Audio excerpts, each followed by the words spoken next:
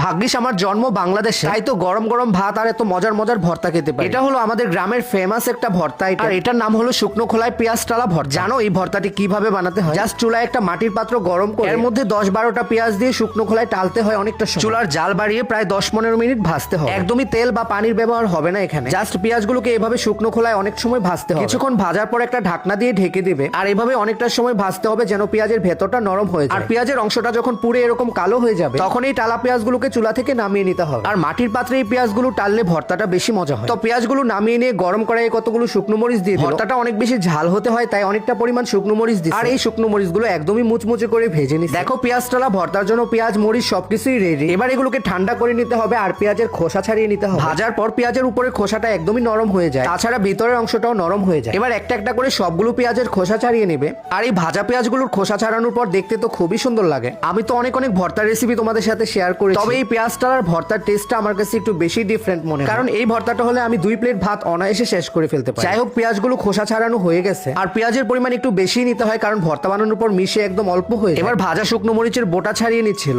আর আগেই বলেছি এই ভর্তাটা একটু ঝাল করে বানানো হয়, তাই সবগুলো মরিচ দিয়ে এরপর পরিমাণ মতো লবণ দিয়ে শুকনো মরিচগুলোকে ডলে ভর্তা করে নিচ্ছিল। আর মুচমুচে মরিচে ডলা পড়া মাত্রই মরিচ গুঁড়া হয়ে গেছে। তাছাড়া ভাজা শুকনো মরিচের এই ঘ্রাণটা তো আমার খুবই প্রিয়। মরিচ ভর্তা করা হয়ে গেলে এবার পেঁয়াজগুলো ভর্তা করে নেবে। এভাবে হাত দিয়ে পেঁয়াজগুলোকে ভেঙে নিতে হবে। আর দেখো পেঁয়াজ টালার পর পেঁয়াজগুলো একদমই নরম হয়ে গেছে। হাতে নিয়ে সামান্য চাপলেই পেঁয়াজগুলো ভর্তা হয়ে যাচ্ছে। তোমরা চাইলে শিলপাটায় বেটেও ভর্তা করতে পারো, তবে এই ভর্তাটা শিলে না বেটে হাতে মাখিয়ে বানালেই বেশি মজা হয়। সবগুলো টালা পেঁয়াজ হাত দিয়ে এভাবে গলিয়ে নিচ্ছে, তারপর মরিচের সাথে পেঁয়াজগুলোকে ভর্তা করে নিতে হবে। আর টালা পেঁয়াজের এত সুন্দর ঘ্রাণ তোমরা কল্পনাও করতে পারবে না। অলরেডি আমার মুখে পানি চলে আসছে এইটুকু দেখে। যাই হোক, পেঁয়াজ মরিচ সবকিছু একসাথে খুব ভালো করে ভর্তা করে নিল।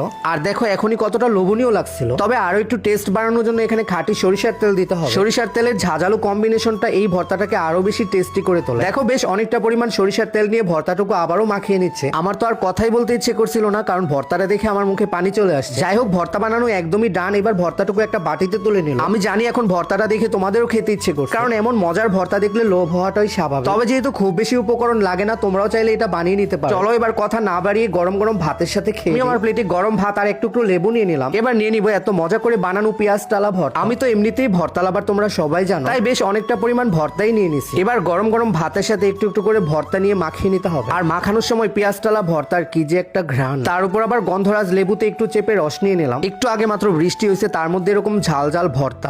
আজকের ফিলটাই তো একটু অন্যরকম ছিল। আর গরম ভাতের সাথে পেঁয়াজ টালা ভর্তা দিয়ে মাখিয়ে না একটু মুখে দিলাম। ট্রাস্ট মি গাইস, এটা আমার কাছে সেরা একটা ভর্তার রেসিপি। আর খাবার ফাঁকে ফাঁকে লেবুর খোসায় বাইট নিতে তো আরো বেশি মজা লাগছিল। জানি না তোমাদের কাছে আমাদের আজকের ভর্তা রেসিপিটা কেমন লাগছে, তবে ভালো লাগলে অবশ্যই তোমাদের মতামত জানিও। আর ভিডিওটা একটা লাইক শেয়ারও করে দিও। আজকের